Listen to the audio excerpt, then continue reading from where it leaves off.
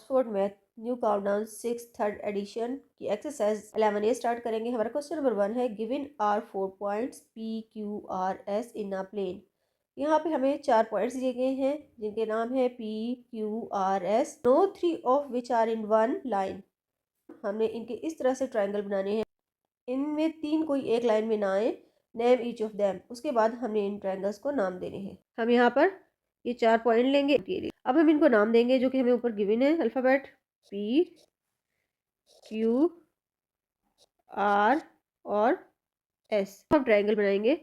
हम इस तरह एक हम ये लाइन यहाँ लगा लेंगे, एक लाइन हम यहाँ ले आएंगे और फिर हम इसको एक इस क्यू के साथ जोड़ देंगे। साथ साथ नाम देते जाएंगे ताकि हमें मुश्किल ना हो।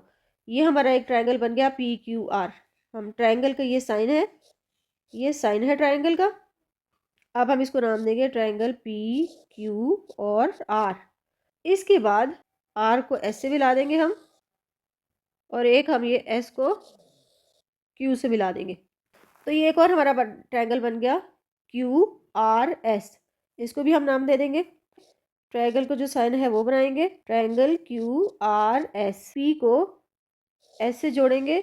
हमारे पास 2 और ट्राइंगल बन गए P Q S। तो हम इनको पहले नाम देंगे ट्राइंगल P Q S।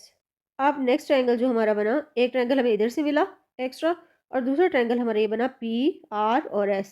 अब हम इसको नाम देंगे ट्राइंगल P R S।